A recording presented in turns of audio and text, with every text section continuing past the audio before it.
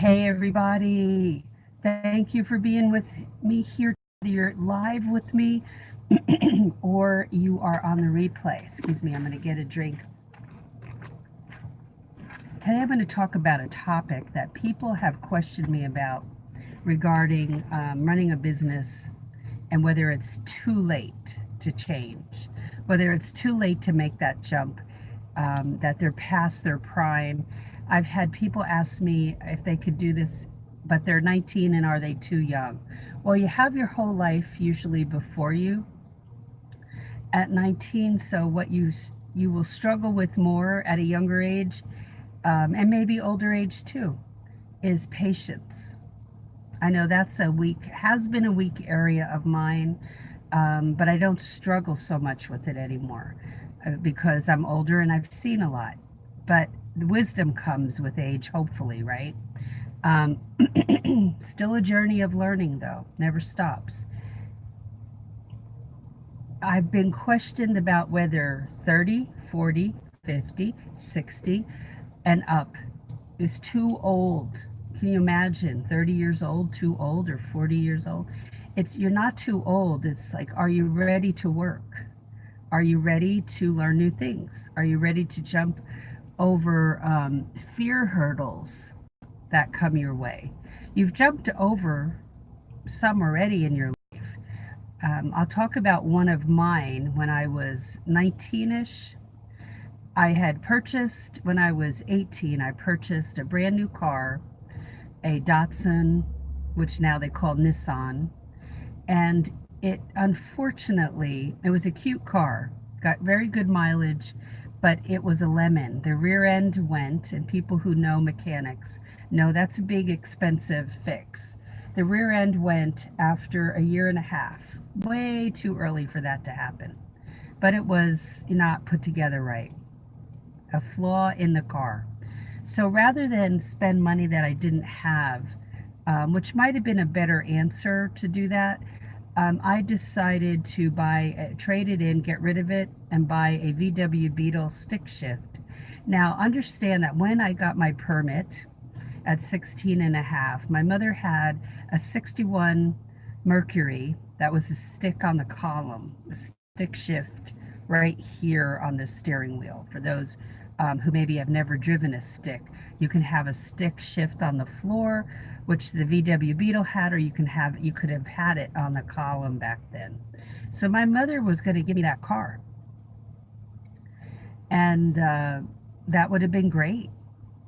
But she wasn't a good driving teacher, and especially a teacher of one where you're teaching somebody to drive a stick who has no concept of what they're even doing with that and how that works, which would have been a smart thing to explain. Okay, so that wasn't working, and I was told at that point that I was too stupid to drive a stick shift.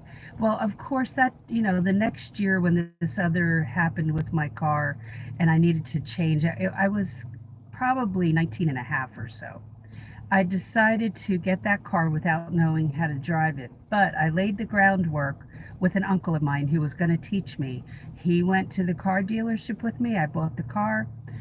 We drove. He followed me home. He drove the car back to my house. I drove his car, the automatic, and ended up taking me in my VW Beetle. I drove around the block 3 or 4 times and learned how to drive it. It was the beginning of jumping over major hurdles instead of running from them. And that's what it takes to build an online presence. It's whether you have a brick and mortar business like I did of a restaurant or a plant nursery, or online businesses like I have now. I'm an author and I train baby paralegals how to get into the field, but I also am training people how to market their business and get off the ground with that and develop a presence online. So, what will you do with the hurdle that's in front of you right now? It could be that it is this online business. But if you listen to too many people and their opinions, it will derail you. You've got to attend webinars. You've got to attend classes.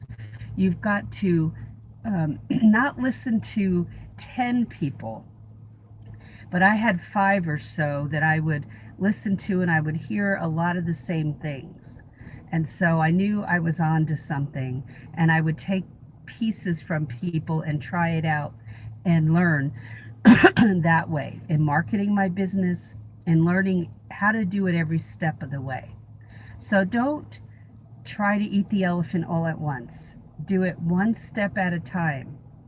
Watch my previous videos on this channel and go from there, okay? And put that Facebook page up. Even if you have a brick and mortar business, develop a Facebook business page for that business so that you have a social media presence. Or if you're just starting out, get that Facebook business page up. It's free. And convince yourself that eventually you're going to do live videos like this so that you can provide not only information to your people, but also the fact that they can get to know you through live videos and through videos in general. They can get to see who you are and decide whether they're going to trust you or not in purchasing a product or whatever it is that, or a service that you're promoting. But don't think that social media is for promotion, promotion, promotion. It is not that. It is for serving your potential customers. All right. So you can change. You can, it's okay to stop thinking about your age. What's your dream? What's your goal? What would you like to do? It doesn't matter that somebody is alongside of you making snarky remarks. Start off slowly, inexpensively, and build from there, okay? But start and go, and don't let barriers stand in your way. All right, so that's it for today. Have a great day. Make comments, ask questions below. I'd love to hear from you. I'll post links to my website in the description box when I get back to the office later. But in the meantime, have a great one, and I'll talk to you in tomorrow's video. Take care. Bye.